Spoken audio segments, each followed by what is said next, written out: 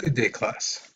Now, today we're going to go over the Renaissance, but primarily we're going to focus on the arts of the Renaissance and be talking about particular artists and the actual work they did. So, here we go. Now for the warm up. Now, I know some of you guys have seen this picture before on posters and probably on napkin boxes and things like that. But I want you to really look at this picture and tell me on your sheet of paper or your worksheet, what do you see? Okay, so take a couple minutes, look through it, through every aspect of it, and write down what do you see.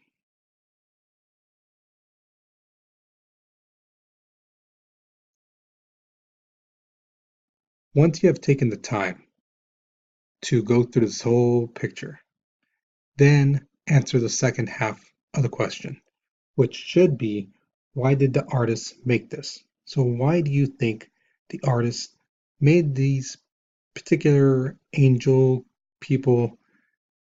Why do you think he did this? So think about it, write it down. So let's begin with the notes. Now, before I continue, always remember, you can always pause and go back to any point of this video so you can catch up, you can re-hear what I said, or just pause it to write down the notes. Okay? So let's begin. The Renaissance. Now, after the Black Death, the plague spread through Europe quick, fast, and in a hurry, and basically killed off a large portion of the population. Now, this should be review, but just in case you did not catch that class, you were not there for the presentation, basically the Black Death wiped out easily half the population of the world. Now, in some places, they did better than others. Some places, entire cities were wiped out, and in some places in Europe and across the world, less than, let's say, 20% were killed in a town or village. Now, because of the Black Death, the peasant people during the Dark Ages, they had nothing to rely on but the church. They would go to church and they would work. And so the church became everything for them. And when the Black Death came and they were told just to pray to God that the person they loved or the person they knew had the plague would get better, and it didn't. And then later on, what ended up happening is the priests, once they found out that it was being transferred from person to person, that they could easily catch it, that was airborne, the priests would deny people their last rites, which is one of the worst things you can do to somebody if you're a religious person. That's basically condemning somebody's soul to hell in a sense, because you're not forgiving them their sins before they die. And because of this, a lot of peasant people who survived turned away from the church because they saw it as, these guys are not here to help us. They're here to take advantage of us. And on top of that, I prayed for my wife, son, daughter, whomever to get better, and it didn't happen. So when the Renaissance came, basically the Renaissance means rebirth, quite literally, rebirth. And that's what it was. It was a rebirth of culture and intellect across mainly Europe, but it spread across the world. Now, the center of it, the hub, if you want to use the word, would be Italy. And then it would spread onto Europe and then onward. Now, back in the Dark Ages, a lot of the peasants or serfs had to stay within their kingdom. But the thing is, now that a large portion of people were basically dead, that left a lot of positions open for jobs. And when somebody needs a job done and there's no help, or let's say there's very limited help, they're willing to spend money to get people to work for them because if people work for them, then they can get production going and they can make money and things like that.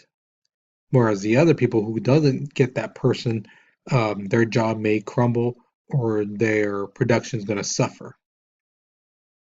Now, when I mean rebirth, the thing is, the Renaissance was basically a look back in appreciation, and they tried to relearn what the Romans and the Greeks had done in the past. Okay, they again looked into politics because remember, back in the Dark Ages, the peasants were only supposed to work and go to church. That was it. They were not encouraged to learn because if you learn, then you understand, hey, you know what? My situation is not that great and I don't deserve this. I can do better. I deserve better. My children deserve better. And so they didn't want that. So they tried to keep the peasant people as, I hate to use the word, but dumb as possible. And the other thing was the rebirth brought back art and culture back to people. Now, if you look to the pictures on the right, the ones that say A and B, the top ones, those are mainly pictures from the Dark Ages. And if you look, they're very, you know, just 2D, straightforward, Um, but if you look at the bottom ones, they're more detailed. Look at the light on the people's arms, um, the shadows and stuff like that. There's a lot more detail. Um, the other thing too is in the Dark Ages, when an artist made something, they did not put their names on their artwork because that was seen as vanity. That you only care about yourself. You want that acknowledgement.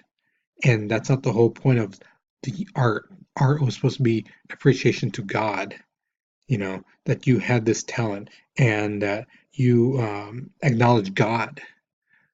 But in the Renaissance, the artists were like, hey, you know what? Yeah, I have this God-given talent and I'm going to show it off. And I want to be acknowledged that, hey, this artist is very good. Look what he can do. Look what he can create out of basically a blank canvas. Okay. So the Renaissance was a time for acknowledgement, not only art, but also inventions. And we're going to get to that in a second.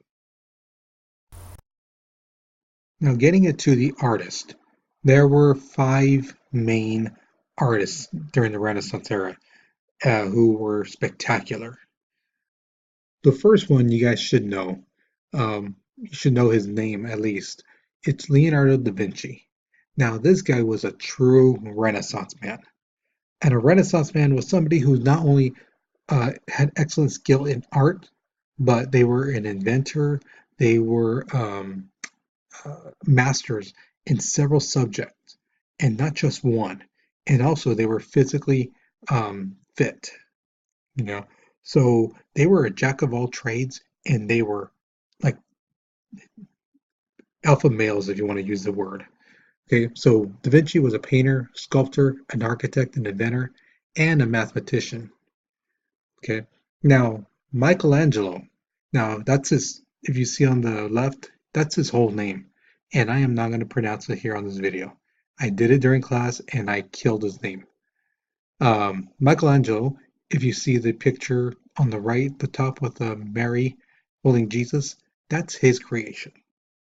As you can see, Michelangelo was a sculptor, he was a painter, an architect, and a poet. Now, Raphael, his whole name was Raphael Giovanni Santi. Okay, this guy was not only a painter but an architect. And if you look to the picture on the right and above, the picture of the old man, that's his.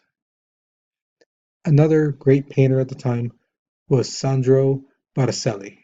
Now, this guy, he was a painter, and if you look uh, to the right and to the bottom with those two arrows, that was his creation. And lastly was Donatello. Now, Donatello was a very skilled sculptor, And if you see that last picture on the right, that little kid, that is made of marble. And if you look at it very closely, it's, I mean, flawless. I mean, that is sanded so well, and the hair is immaculate. He was very skilled. And even the clothing, if you look at the bottom, just, I mean, the way it folds and looks like it ruffles in a sense, absolutely amazing. Now, here is your midpoint question. Out of all the following things that a Renaissance man could do, which of the following jobs do you think you can or could do, and why? So, do you believe that you could be a good painter, a sculptor, an architect, an inventor, an astronomer, a mathematician, or a poet? Now, please be sure you make your sentences complete sentences. Okay. I would use the writing prompt you see on the bottom to start you off. I think I could be a filling in with whichever one you believe you can do or could do, and because there you go, explain why. Okay, again, this is an opinionated piece, so you really can't be wrong. The only way you can be wrong is if you don't answer, you copy off somebody else, or if your answer is so left field it doesn't even make sense. So if you put something like, I think I could be I don't know, a video game designer because Donald Duck said so. There is no video game designer on that list. So why would you put it on there? Okay, those are the options. Pick which one you think you can or could do, and then explain why.